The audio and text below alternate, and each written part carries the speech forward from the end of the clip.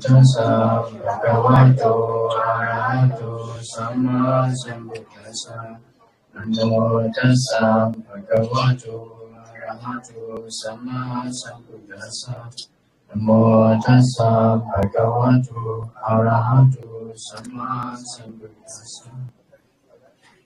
So today we have a special occasion to have a talk at the restaurant. So first of all, I'd like all of us to appreciate the donor who is sponsor for this talk, the food, and you have food stomach, so you have ready for listening to the talk. So based on her request, there's a question raised that nowadays we try to practice the Buddhist teaching, and we try to practice at first the morality. Like last week lesson, I once taught that we try to, we cannot be perfectly like the Buddha, but we can start from the very beginning, and the very first step is the morality. And morality conduct for the lay devotees start with the 5 precepts. So nowadays you are trying to practice the 5 precepts, but not everybody practice the 5 precepts as you. So you may find some difficulty, some problems when you're dealing with other people. So that's the donor request that how should the question is that how should we practice 5 precepts in this today's situation. Nowadays you have to face many problems outside. So that's why I have today's topic is encourage the goodness and not the animosity. So how we practice the 5 precepts, the morality, the basic step for the Buddhist devotee nowadays. So let's start not to talk about the purpose of 5 precepts, but we should talk about what is 5 precepts, because some of us here may not understand clearly about the 5 precepts. Even some people that they claim that they often go to the temple, but understand clearly what is the 5 precept is it also there are a lot of things you need more to understand. So first, Pancha Sila is Pali word for 5 precepts. So Sila is the morality, is the conduct, and in this situation is translated as precepts, and Pancha is 5. So 5 precepts start first with no killing, then no stealing, yes, no sexual misconduct, yes, no lying, yes. no intoxicating. Yeah, okay, that's good. But we should go detail. So start first with killing, with no killing. So it's come from the word panatipata. It's combination of the word pana and atipata. Pana is mean the living creatures. Living creatures. So what is ever is creatures, but it should be living. It's not like that already. It's not like don't know anything, I don't know, no consciousness. Okay? And the word atipatas means cursing to lose. So what we curse them to lose is called killing, lose their life. So everybody we have a limit time to live. For example, we may live 70 years old, but somebody curse our life to lose shorter than the 70 years old. So it means killing. So it depends on the creator. It depends like the animal, they live shorter than us. But if we let them die before their time, so it means killing in this situation. So when killing, because the living beings is a combination of all the khanda. We can translate as the aggregates. So we have the mind part, the spiritual part, and the material part. So killings mean affect to the material part. And when there is something affect to the material part, it touch it divide them, the spiritual and material things of a body, and it cannot keep the continuous life living. So that's when we kill living beings. And it can show through the body door and the body door, the verbal door, by the willing to kill. So there are 5 parts. There are 5 parts of killing living creatures. If we commit all those things, so it is called an action of killing. So first one is the living creatures. Like I said, creatures. So living creatures. So if we try to down a tree, so it's not the living creatures. So it's not killing. So the first one is the living creatures. And second one, we know that living creatures. So we know that it's the dog, we know that it's the cat, they are alive. And the third one, we have the will to kill them. The fourth one, we strive for killing, try to kill them with the effort, put more effort. And the fifth one is the death of the living creatures due to the effort we make. So if we commit these 5 components, so it make a killing, and we drop the precepts, we break the precepts. So talking about killing, so there's many ways of killing. There's 6 ways of killing the commentary mentioned about. So by our own hand, or we order people, command people to do it. So even you do it by yourself, or you command people to do it, also commit the panatipata, the first precept. And or you can do it by throwable thing like shooting an arrow, or nowadays gun. You can do by immovable things, such as some people try to kill other people by digging the pitfall, and later people go past by and they fell down and then they die. So it's also a way of killing. And by black magic, such as like spell or charm, to try to kill other people. And the 6th one is the try to because the power generated by the result of one deed, such as the holding the killing too. I don't really understand the 6th one, so but we can understand roughly. There are so many ways to make a killing. That's why I say that some people even they often go to the temple, but they don't really understand the killing, the first precepts, because they think that, oh, if I kill a living being, living creatures by myself, so that is a killing. But if I hinting to command order to do that, maybe I'm not. But according to what I just explained to you, is also considered commit panatipata, killing living creatures. So we're talking about the second one. When we try to understand these 5 precepts or others Buddhist teaching, we should take time to understand the definition, and based on that, later on, you can apply it to many situations, and you find the answer by yourself. This is like a formula. Like you do mathematics, you have formula. So later you can figure out the answer by yourself. Sometimes it's boring, but it helps you later times. So second one is the not stealing, but it's adinadana. So it's combined 2 words, adina, adana. So adina means not given or not yet given. And the other word is take away. So take away, take what is not given.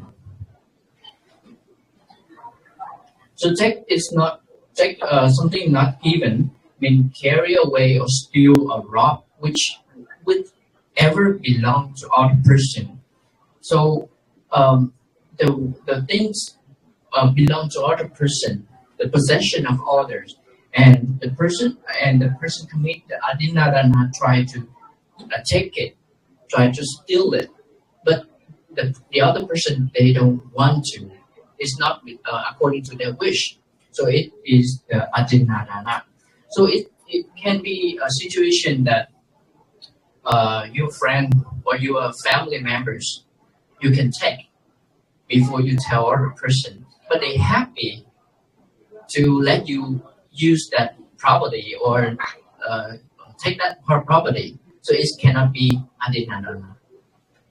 You understand what I mean? Okay. Um, and there are 5 components that combine taking what is not given. First, the possession belong to other person. It should be belong to somebody. If it's not belong to anybody, so it cannot be adinadana. Second one, we know that is belong to other person. The third one is the will to take it. We have done something in our mind and we plan to take it. The fourth one is try hard to steal it, to take it. And the fifth one is the thing being taken by our effort. So if we commit all of these, so we can break the precepts adinadana. So some of you may ask that if I just do 4 among them, so is it bad for our karma or break the precepts? So the answer is that you may not break the precept because it's not 5 components, but the karma is yours. Because when you're doing that, you have thinking about that, you have effort to do that. But unfortunately or fortunately, you didn't finish the deed you tried to. Okay. And there are 6 ways to do. You do by your own hand. You curse order to steal it or curse that thing to be stolen as you wish. Maybe you do not other person, but you try to hint them, try to figure out a way that property, that possession to be stolen. Okay. The third one is by suppression, mean like steal, robbing from other person, suppress other and take it. By concealing, you don't take it immediately, but you try to hide it somewhere, and then later you take it. Or by strategy, mean you have a long plan, a big plan to take it. By exchange fraudulently means you do it like this property is like $10, but you try to convince other to take it less, so you get more benefit from the other person. Try to steal from them. Yeah. So it's referred to the exchange fraudulently. So it's another kind of adinadana stealing. So that's why I say that stealing, when we say not stealing, it's just in general, but we should go in detail like this so we can understand and we keep ourselves be free from those things. So third one is talk about the kamesu chachara. Translate as the kamesu it means in sexuality or sexual, and the michachara refer to misconduct. So sexuality here referred to the intercourse. So the misconduct is something blamable or inferior behavior. So whatever the behavior is blamable and inferior concern the sexuality, so it is the kamesumichachara. So it refers to the state that you go beyond with the person you should not go beyond. and it can manifest through your body door. So there are 4 components of sexual misconduct that the person you should not go beyond with. The second one, you have intention to perform the misconduct with that person. The third one, striving effort to do it. And the fourth one, the accepting the contact of the misconduct. And one way to do is do by yourself.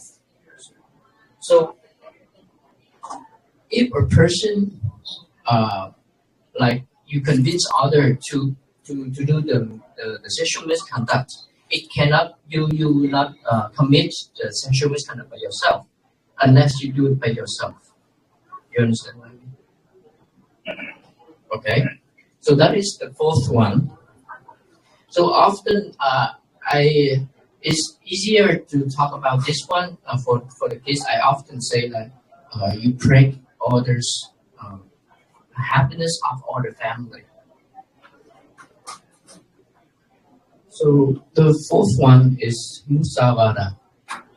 Musavada is combined 2 words, musa and vada. So musa is falsehood and vada is speech. So musavada, falsehood, if you just based on the word, you think that it is concerned only with the speech. But the commentary say that it show the action like bodily and verbal action. Sometimes you don't speak, but your bodily action convince people to believe that the lying you do. Okay. So the falsehood, the one who commit the false speech, he want to destroy the welfare of other people, of the person who want to deceive. He want to deceive. So and it show with his body door and verbal door. The falsehood is referred to something not true or not really happen, and you explain it and you try to convince people to believe that it is true and it is really happened. So the characteristic of false speech is the willing to make people like confuse between the truth and the untruth one by the way you speak or by the way you action your body. So there are 4 components of false speech. First one is the untrue matter. The second one is the will to lie. Third one is striving to make it prevalent, to make people believe in you. And the fourth one is people comprehend the meaning you try to convince them. And there are only one way to do is by one own. So we commit the musavada by one ourselves. And the fifth one is Sura Meraya Machapamata. This is a long one. So first word is Sura, is referred to liquor. Meraya, something like intoxicant drugs. Matcha is intoxicant. Amada is helplessness. And Chana is the basics, the base. So the whole translation, they taking intoxicant liquor and drugs that lead to helplessness. So first word Sura. So there are 5 kinds of Sura made from rice flour, from cake, from boiled rice, from yeast, mixed with condiments. 5 kinds of Meraya can be translated as extracted drug, extracted from flour, from fruits, from honey, from cane sugar, and the 5th one is mixed with condiments. We talk about Sura and Meraya. Some people they misunderstand and argue each other that this is concerned about drinking liquor and wine. So how about taking drugs or something that you get you addicted to? Can it be combined to Sura Meraya? Have you any idea? Can it include? Should it include or not? Okay, so come back to the definition. There are 5 kinds of Miraya extracted from flour, from fruit, from honey, from cane sugar, from things mixed with condiments. So it can be somewhere around there. You know what I mean now? So we, based on the definition, we know exactly not only liquor, wine, spirit nowadays, but something, the drugs that make you intoxicated. So that's the point. So, and that thing is the intoxicant things. Matcha is for intoxicant, make you not clear about the things happen, make your mind not clear. And Bamada means helplessness, means negligent. So when you are negligent, you don't care about other things, and you may commit something bad. That's why they are based. They are the base, the foundation for doing something bad. So people may argue that, I just drink wine and liquor, I did not harm anybody. How can you know that? Because when you drink, when you take the drugs, your mind not clear. And when your mind not clear, you are negligent. You are helplessness. And you may do things that you cannot control, out of your control. And that's why it's dangerous, and the Buddha put it in the 5 precepts to prevent the Buddhist devotee from commit any further bad behavior or unwholesome deed. So there are 4 components of Sura Miraya Machapamadachana. First one is the character of intoxication things. The second one is the will, want to drink that, want to take that intoxicant. The third one is striving to make it relevant, trying to take it. And the fourth one is swallow it or already take it, observe it. So that is the 4 components of the 5th precepts. So among those 5 precepts like this, some of them you terrible unwholesome deed. Some of them just light unwholesome deed. And the most terrible unwholesome deed for the first one, Panatipata, is killing a person who is free from defilement, like killing an arhat. For the second one, take what is not given. You take the things that belong to the one who free from all defilement. Is the most flammable one. The third one, sexual misconduct, go beyond. The person should not go beyond. The most terrible one is to destroy the bhikkhuni, And the fourth one, for the fourth one, false speech. The most terrible one is divide the Sangha community, the monk community. And for the fifth one, the most dangerous thing is when you take in the intoxicant drink out of control, and then they plunder the whole village. They kill the whole village.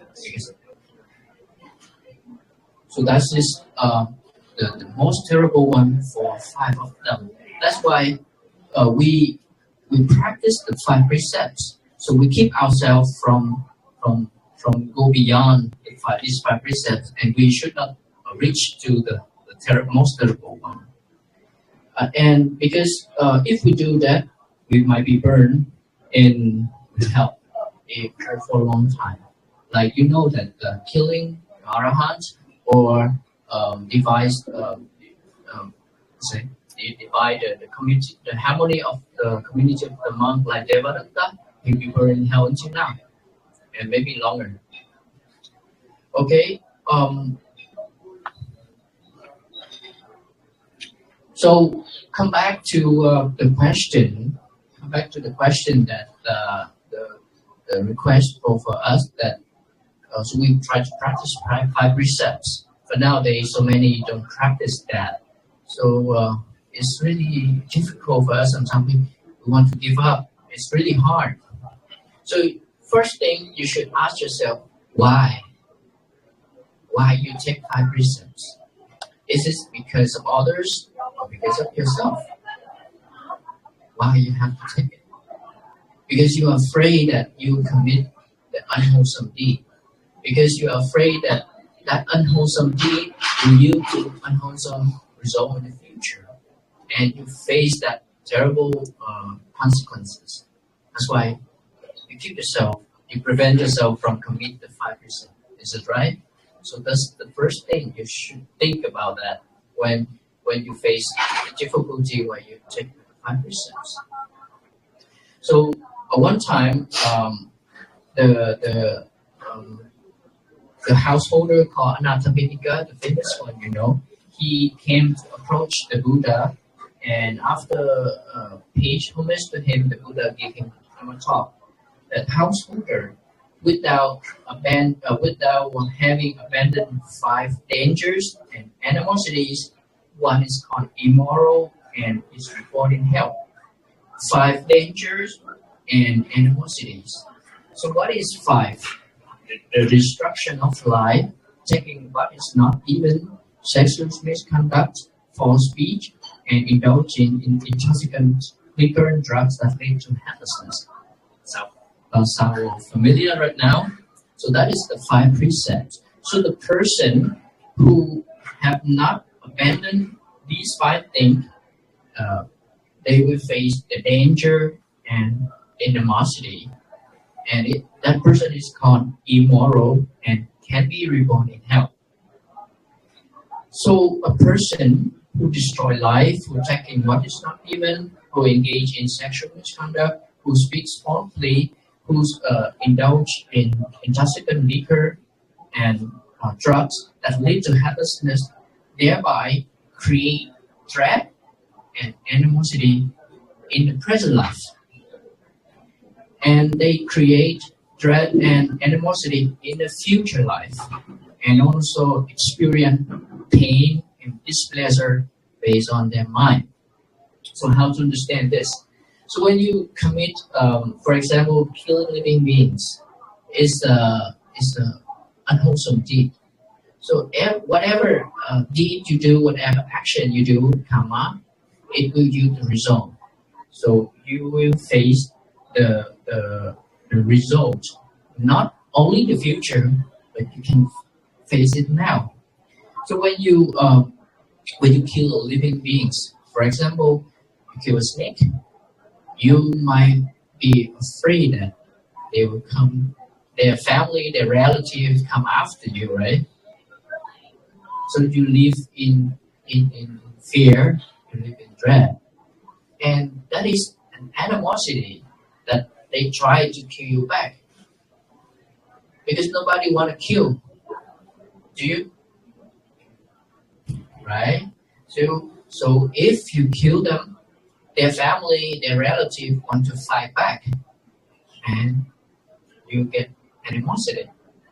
So first thing, think about taking precept is you try to prevent yourself from animosity, prevent from fear, worry, from frightening that people can do it for me, for myself. So keep ourselves safe from them. In this life and in the future life, they cannot kill you now, but they keep in their mind that I hate that person, I hate that man, that girl, because that person killed me, or hurt me, or steal something from me. And when they keep that in mind like that, it will yield the result in the future time. Not exactly after this life, but long life in the cycle of rebirth, right? They might remember that somehow by the power of karma and its effect, so they try to kill you back. So it's not good for your life, not in right now, not in the future time. And when you do that, you know that this is not right. You know by yourself that this is not right. It is something bad. It's immoral, and you feel regret. You feel pain in your body, or you feel suffering in your mind. Also, a result in the right now. So the people who try to prevent, to keep themselves from the commit the five precepts, can be free from dread, can be free from animosity, and will not be born in hell to pay back for what they do. So should we try to keep precepts when we stay near the immoral person? Yes, because it's for us, it's for ourselves, it's not for them. Okay, whatever they do, let them do, but keep us safe because we not commit the five precepts. So another similarly, the Buddha gave that bhikkhus based on the Himalaya, the big mountain in Asia, the really high one, like it explained as the king of the mountain. So there are a great tree, great salt tree, grow in the Himalaya mountain, and based on the Himalaya, a great place, a great tree grow up. So what they grow? They grow in first one in branches, in leaves and foliage. Second one they grow in the bark. Third one they grow in the crust. Fourth one they grow in softwood, and fifth one they grow in hardwood. So a big tree can grow up from a good place. So in the same way, when the person of a good family endowed with faith, so the other person in that family, the people in the family who depend on him or her, will grow in five ways. What is five? They grow in faith, they grow in virtuous behavior, they grow in learning, they grow in generosity, and they grow in wisdom. So if you think about, if you love your family members, if you love the son, your daughter, if you love your husband, your wife, people around you, you should be a good example. Because when they see you taking the five precepts in a good way, you be a moral person. And day by day, they will see your behavior, and they may follow you, and they get benefit. So not only you take precept it's good for yourself, but you can help other person to become a moral person, and they may be free from all kind of these bad things for their life. You cannot force them to practice, but you can show them how good you are when you practice. And it's another way to think when you face difficulty with people who don't practice the five precepts. Okay, think about yourself and think about your loved one, your beloved one. They might need your example, your good example. So that's why I conclude my today's lesson. Having practiced this teaching, the path leading to a good destination, those who delight in the heavenly dream enjoy all the pleasure they desire. So you want on that side, or you want on this side? You want to enjoy burning or taking a bath in the oil, burning oil? Okay. So that's why which way you choose for yourself. So the person who practice this teaching, means the teaching of the Buddha, the teaching about morality, about the conduct, five precepts we study now today, that is the path leading to good destination. Okay, not talk about free from cycle of rebirth, but right now we need a good destination because we will go. We cannot stay here forever, right? But at least on the way we will find good destination, not to this one. Nobody wants, right? So if you delight in heavenly realm, so if you practice well, there is able for you, they are ready for you, and to enjoy the pleasure you desire. So today's lesson encourage goodness, not animosity. We study about 5 precepts. That is not killing the living creatures, not taking what is not given. The third one is not commit sexual misconduct. The fourth one is restrain from the false speech. The fifth one is not taking liquor and intoxicant drugs that lead to helplessness. So if we can keep ourselves well in these 5 precepts, we prevent a lot of unwholesome deed that can yield unwholesome result. Not only this life, but also another life. And we keep ourselves free from animosity because we don't try to destroy other beings, and they will not hit us too. And we keep ourselves be free from a bad destination like burning in hell. And we need a good destination to be born in a human realm or celestial realm, heavenly realm. We not do it for ourselves, but we should be a good base, good foundation for all the tree to grow.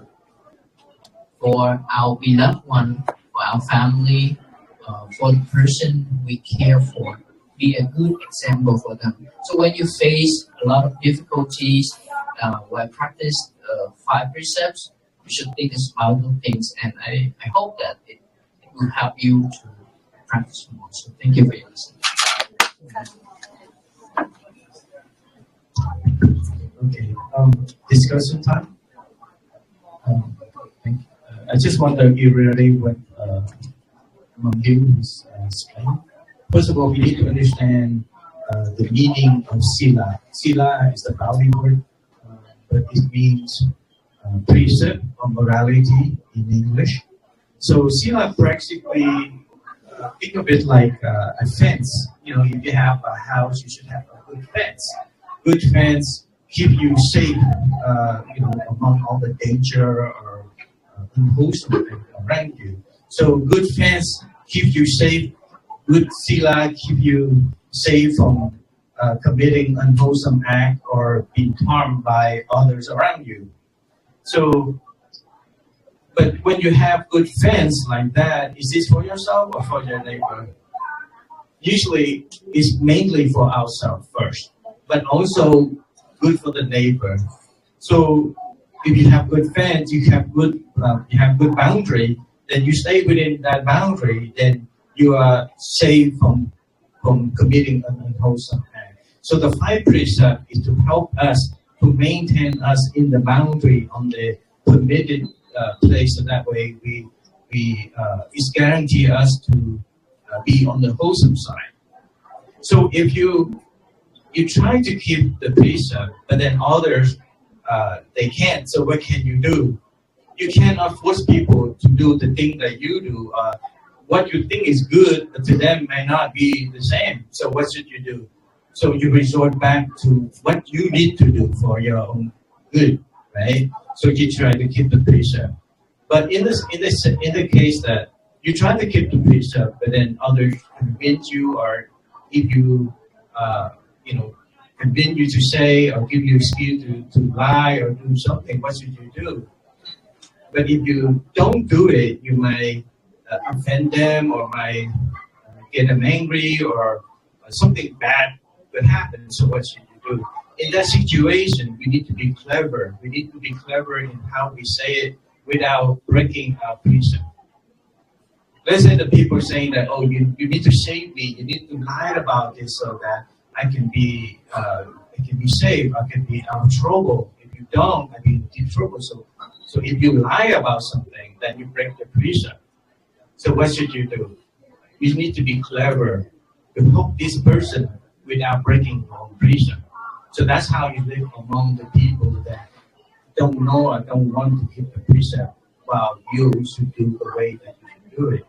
But if you don't, then it's very difficult. At the end of the day, you need to you need to think that I do this for myself. When you see someone not moral or not keeping the precept, is the problem. they will face unwholesome result later in the future. So you shouldn't be upset because it has nothing to do with you. You just be in your spot only. Okay, so that's why you need to know what you need. What is the purpose of it? You cannot see people killing other beings for food or for pleasure. You get angry. You can't do that because they have their own way of doing it. They have their own way of thinking. They have their own way of belief. You cannot go and tell them you shouldn't kill. If they want to listen, if they don't know, they're willing to accept your advice, then if they welcome your advice, then you should talk. If not, you should not talk. If you see someone who enjoys killing and won't listen, just let it be because they will face the consequence themselves, not you. But if you see your children do something because they don't know, you want to help them, then you need to educate them. Tell them, if you do this, you will face the best result. If you do this, you will face good result. Because they are our loved ones. We don't want bad things to happen to them. We want to educate them. We want to show them the right way. But sometimes not all kids are obedient. You tell them one thing, but then they don't listen, they do the other. What can you do? You try your best. You try the best that you can, but to the point that it's out of your reach, then sometimes you have to accept it. You cannot force someone to do something that they don't want to do or they don't want to listen. At the end of the day, you are the one who get upset, be hurtful, or face the best consequence if you act or say something harsh. So the loved one we care, we try our best. We don't give up, we try our best. But our best doesn't resolve the problem. Sometimes we just have to accept it because what is the point of getting angry and harsh and yet not change anything? But this kid or someone takes time to understand. Later on, they will face something terrible, then they may think back of what you say, and then they themselves will change. You should not change people when they are not ready to change. They don't want to change. That's the thing about keeping the precept among the people who don't keep the precept. It's very, very difficult, but we do it ourselves, so we just stay in our way only. Okay? So, but let's talk about the factor of each of the precept. A lot of people, they try to keep the precept, but then again, it's very difficult in this world that you have to be clean and be free from this act, any of this act. Let's say killing, for example. The act of killing or act of this precept resort some factor that determine that you do the killing. The 5 factors that he mentioned about knowing there's a living being, the sentient being. That being still alive, you make an effort, and then the being killed. Did I say right? Yeah. So the will to kill. Yeah. So what if you accidentally or inadvertently, step on some being and it died? So that's considered a killing. It can't because it doesn't complete the 4 factors. So that cannot consider as a killing. For example, the scare. Like for example, as a monk, I should not commit the killing. But one day I was driving on the road and there's a squirrel trying to cross the street. But the squirrel was indecisive. It crossed the street, and I slowed the car down already. But the squirrel wished to come back, so it ran right, to the car wheel, and then the car ran over, and I heard, squishing, and the squirrel died. So in that situation, did I commit a killing? I should not. It's not a killing because I did not intend to kill. In fact, I slowed down already, but the squirrel got into the car and killed himself. So that wouldn't be a killing. So things like that. So that it helped us that we did not complete the factor of the killing, so we rest at ease. Some people didn't know that, so it made them feel very remorse and unrest, and feel very guilty about it, and that's very dangerous because at the moment of death, when you're about to die, for the last breath of your life, you thought about you did commit a killing. Shouldn't be the killing that shouldn't be the act of killing, but you thought you killed it, and you feel very remorse, and that will condition for you to reborn in the womb realm for nothing. So that's why I understand that you can rest at ease. You understand how it is, then you can rest at ease. Okay, so it had to have all factor in to determine a killing act. So what about killing but not complete the attack? Let's say you tried to kill, but the being got away, didn't die. They did get hurt, but they didn't die. So you didn't commit the killing, but you did commit the torturing act. And later on in life or in the future life, you will face a lot of pain, a lot of anxiety, a lot of disease, sickness in your body that you face from the act that you imposes on being. Your life may be long, but you have a very painful life. Some people live with a lot of anxiety, a lot of pain, with their body until they die, and things like that. So it's very important that the killing has factors for you to determine the killing act. If not the killing act, but it fall into the torturing or hurting of the animal or the beings, including human and animals. And that brings up another sense about the severity. So the severity also depends on the severity of the act and correspond to the severity of the result.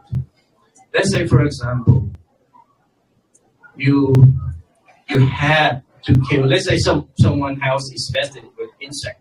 This is a common question that brought to us monks that how to deal with it when the house is full of roaches that they need to get rid of all the roaches to stay healthy in the family.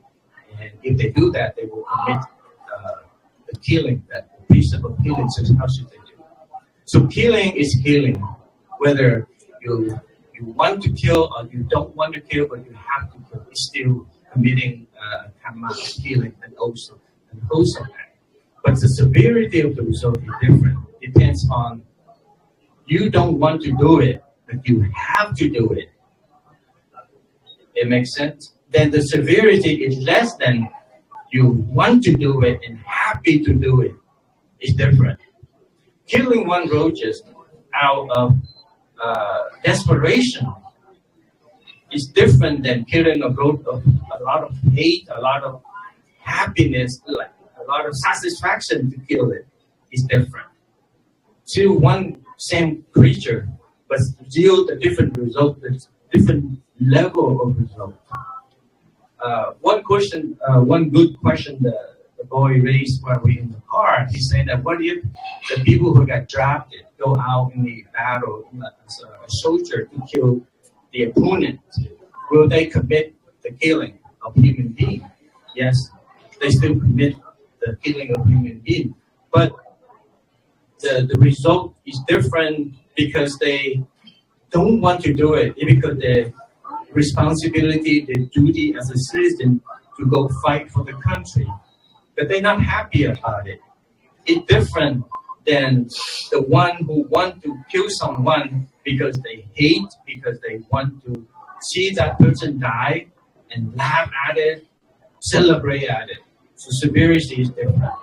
So which one is more? The one that you're happy to do it and celebrate about it, talk about it, boasting about it is different.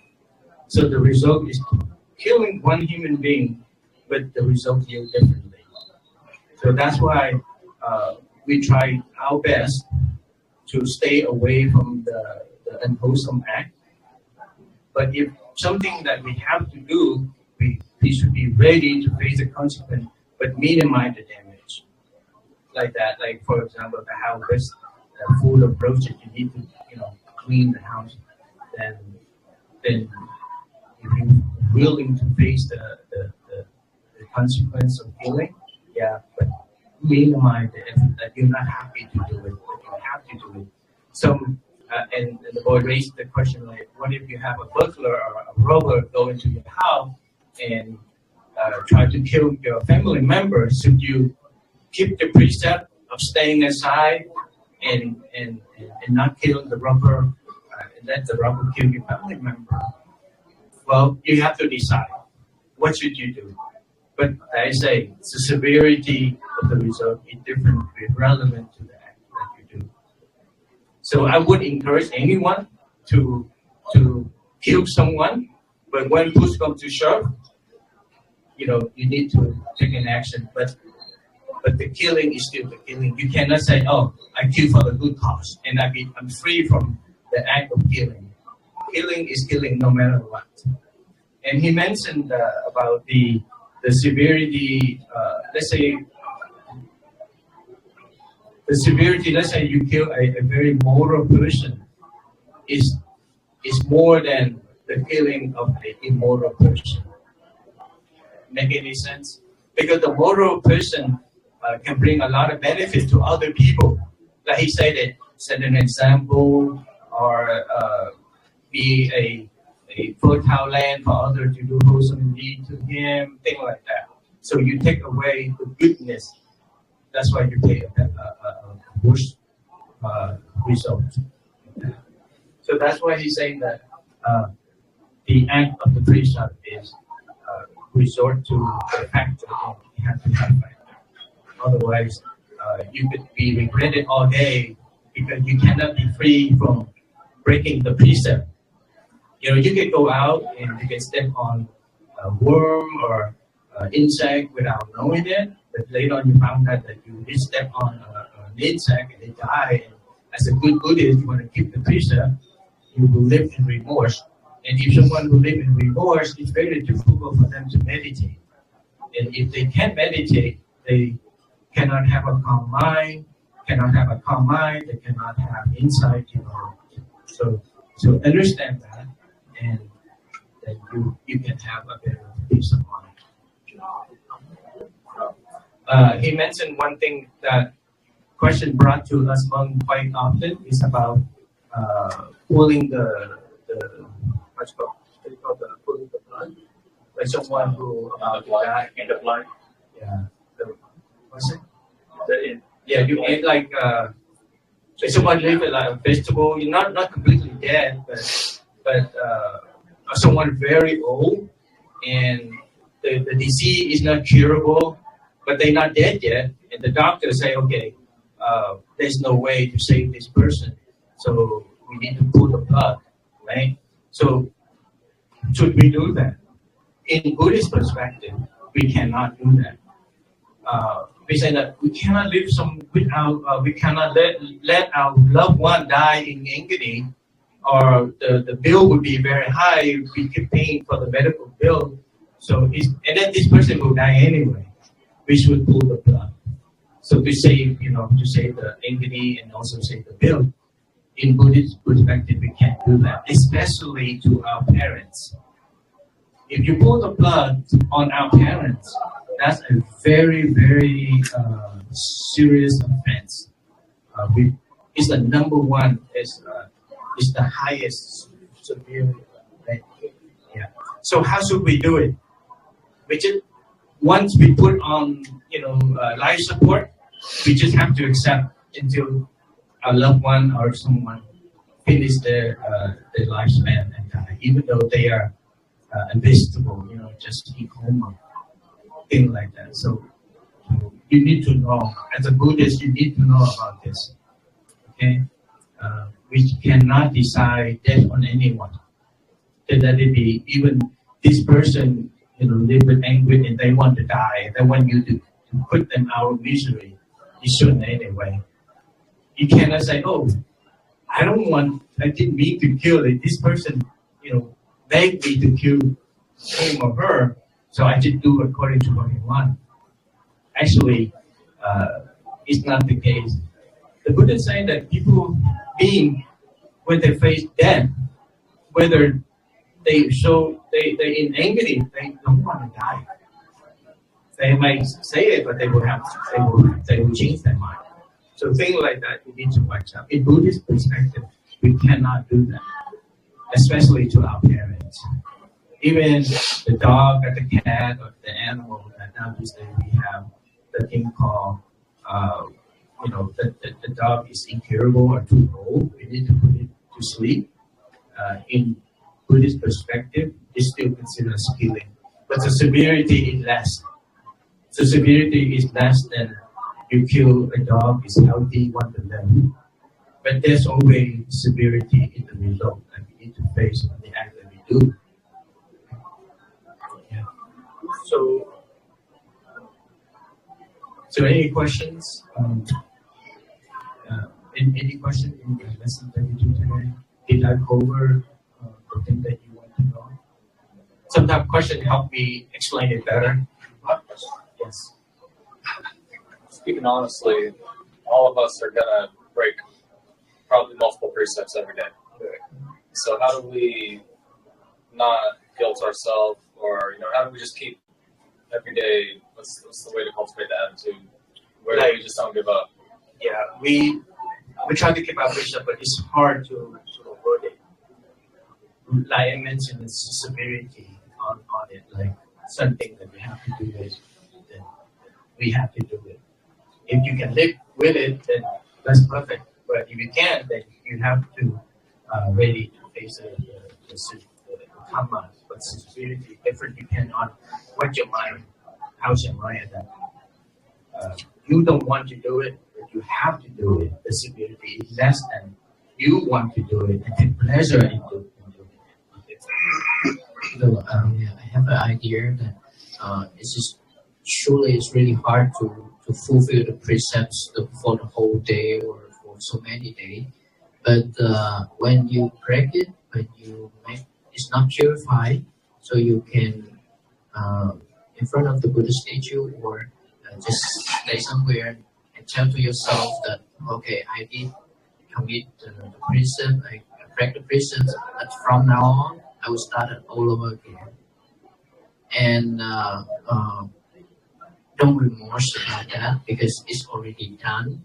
What we need to do is keep our mind strong enough to continue to keep the precepts.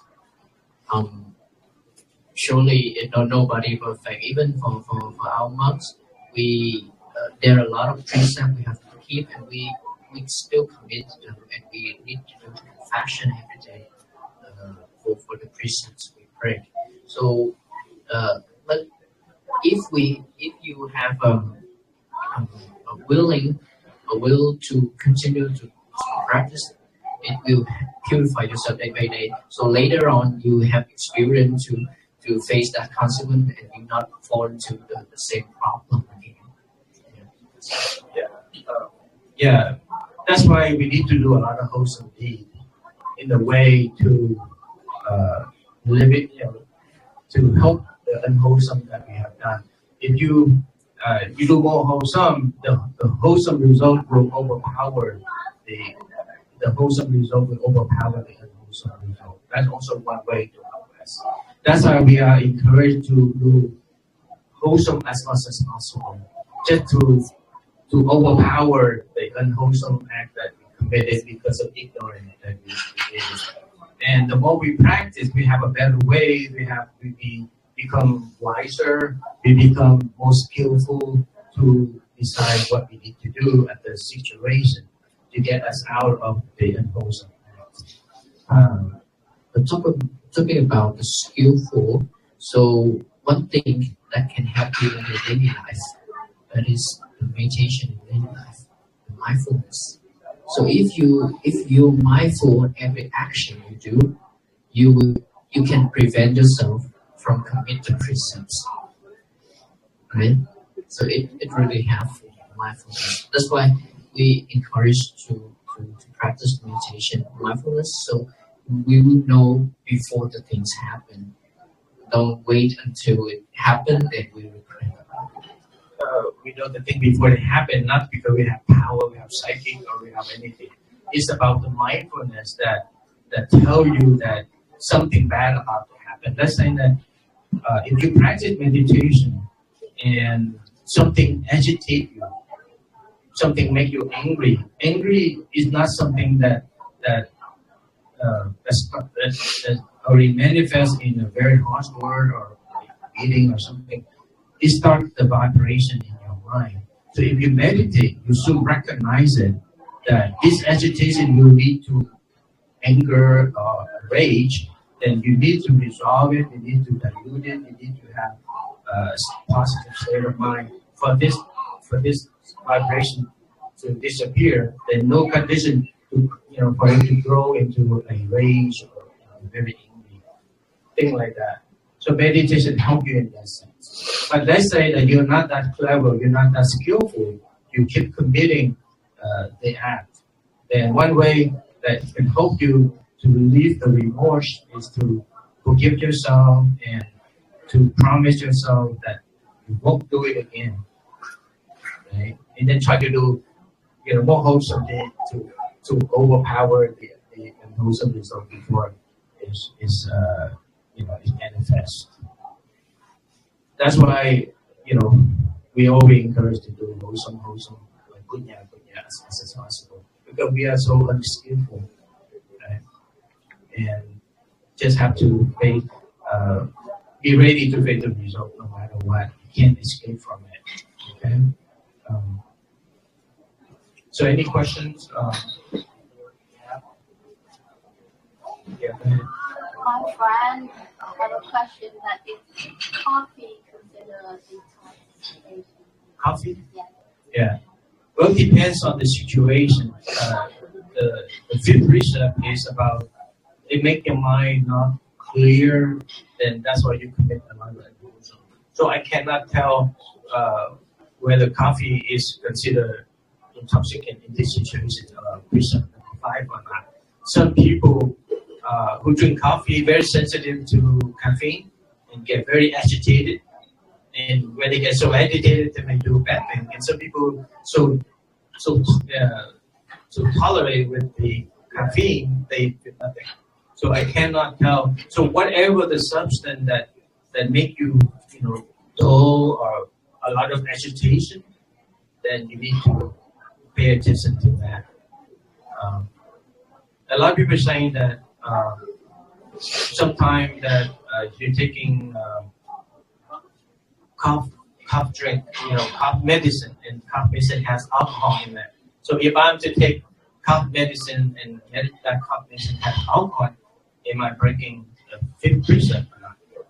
Well, for that little alcohol, it won't affect you to, be dull or lose control to do unwholesome act. So I wouldn't think it would be breaking the peace in that sense. Depends on the situation.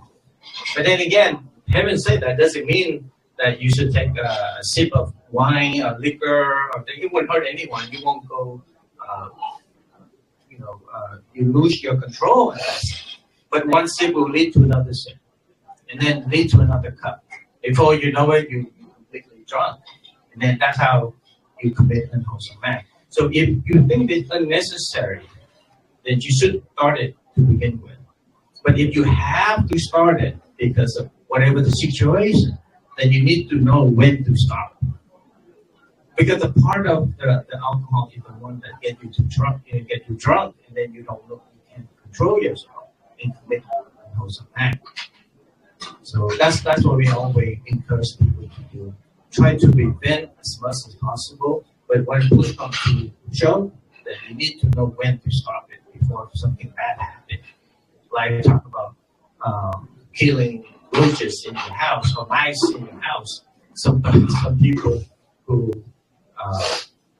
claim that, this is for a good cause. If I don't kill them, they will kill me. Thing like that. Or snake, for example. We do have quite a few snakes, whether fortunate or not, we don't know, but we have several around. We want to pick it up and throw it away. Even if it's poisonous, we need to find a safe way to pick it and throw it away. Let them in the wood rather than smash it. And cannot say that if I don't kill it, it will kill you. What if it's a non-poisonous thing? It won't kill you. And then you kill it, right? So things like that, you need to be skillful, clever about it. Any questions? Anyone? And Yeah, go ahead. Yeah, I would like to ask if someone in pain, the doctor give them morphine, Oh, yeah. and should they refuse or should they? Oh, yeah, the painkiller. Yeah. Because the doctor knew that this kind of pain won't lead to addiction. Because they study, this amount of level that will lead to addiction or leads to our control. For that purpose, it's safe to take it because we need it, right? Unless you can tolerate the pain. So they get that, like I say, when Bruce comes to show, you need to decide what's good for you and when to stop it. In I don't know the cough medicine in here, but in Vietnam, the cough medicine, there is something in the ingredient and the person who get addicted to the cough medicine, and they drink a lot, like they buy a whole box of cough medicine because of addicted. So it can be considered as the fifth precept. Right. But if you just take one pill, it cannot be. Yeah, some people addicted to painkiller. That's why you need prescription from the doctor. Otherwise, you can't buy it. Some people can buy the painkiller and take it just to feel happy, right? Feel happy, relax, or whatever. That's considered a precept number 5 as well. But if you in pain, you have operation, and the doctor prescribe that or give you that, they already, did the research that with this amount you'll be okay. So you're okay to take it. But if you feel that you can put up with it, then you don't.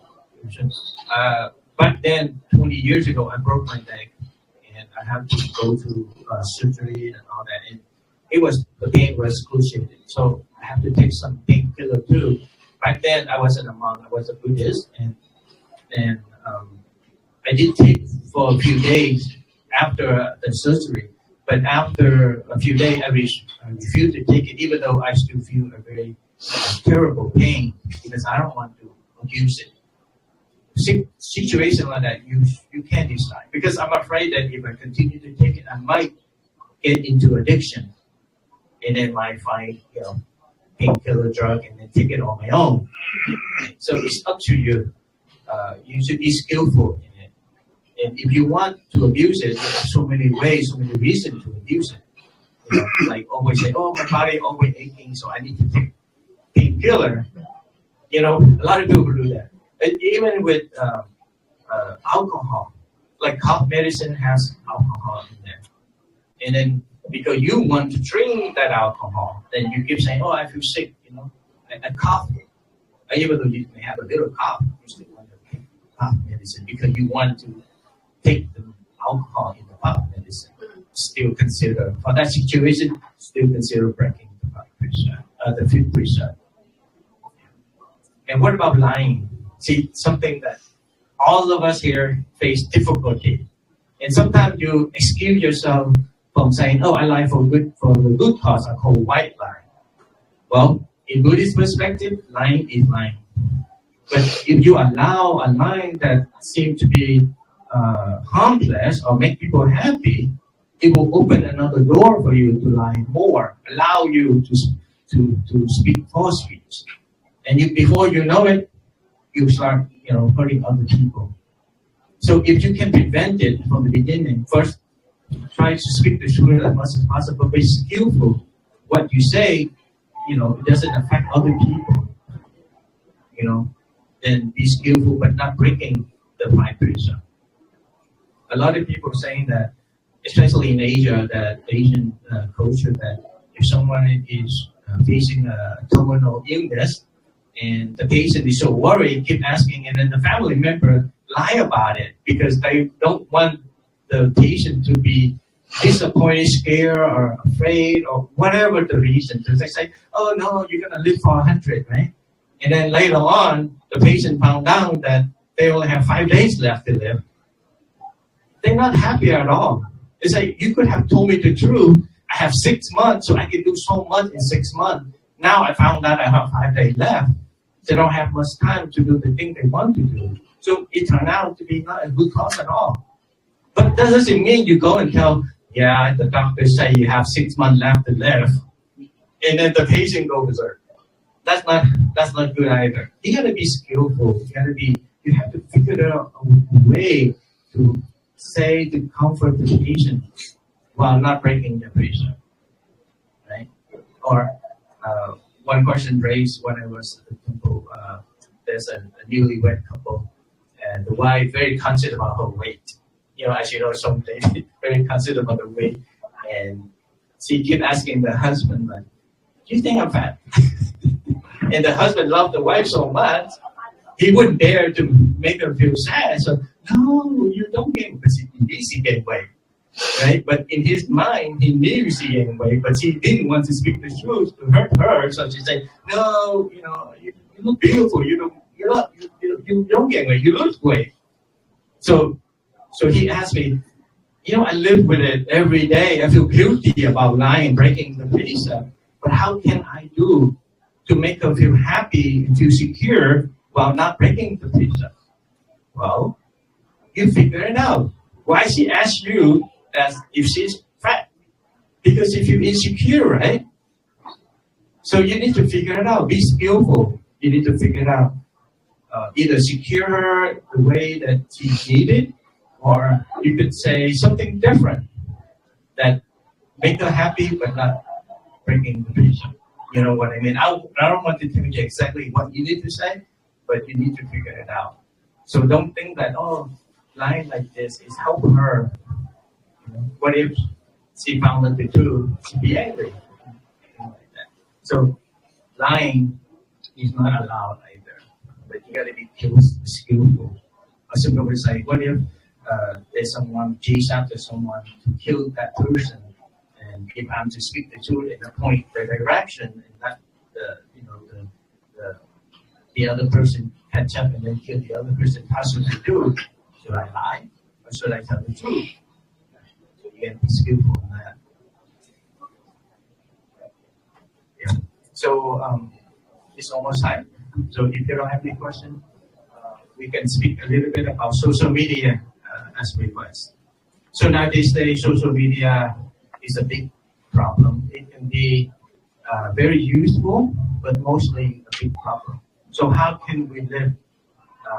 How can we avoid it? So social media is a tool. It's a double-edged sword. You get information from out there, but at the same time, it could be very effective. It can be very very dangerous because there's a lot of misinformation and a lot of wrong, the thing that tell other people to do wrong things. So how can we do?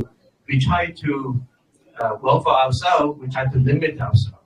We only read the thing that we need to read and avoid other things. What about our kids, our loved ones, how to avoid it? Actually, for the kid, parent control, look after them and check, make sure they don't get into that kind of video or information. But for the adult, like our parent, sister, brother, or our friend, there's nothing we can do. We cannot go tell people that you shouldn't do that. They are adults. They should know what's best for them. You can advise them and tell how terrible it is or how dangerous it is. You can say as much as you can, and you should stop right there. Then you don't want to go and tell people what to do. And then if they don't do, they get upset. So that defeats the purpose. They get you upset, that's unwholesome. Or you say something negative, that could be unwholesome on you. And also animosity on the other person. Feeling animosity on the person. So with our kids under our control, then we try to limit, we have to watch our kids, guide them on the right path, because they don't know. Because they're young, they think this is interesting, this is fun, they watch it, they don't know any better. So our responsibility is to guide them on the right path, or have some kind of control that we set. That's the only thing we can do with the young kids, with our loved ones. But with the adult, whether our mother, brother, sister, or anyone that we care, there's not much we can do. They themselves should find out the danger and control themselves. And then what if people spread misinformation about you? What should you do? You know, nowadays everything is uploaded in Facebook. Like everyone, almost everyone nowadays they have a camera on their phone. So whatever they see, they take camera, just record it and upload it on Facebook. And you got into that. So what can you do? What can you do? Well, the worst case is to file a lawsuit of defamation, right? But that costs money, time, and a lot of trouble.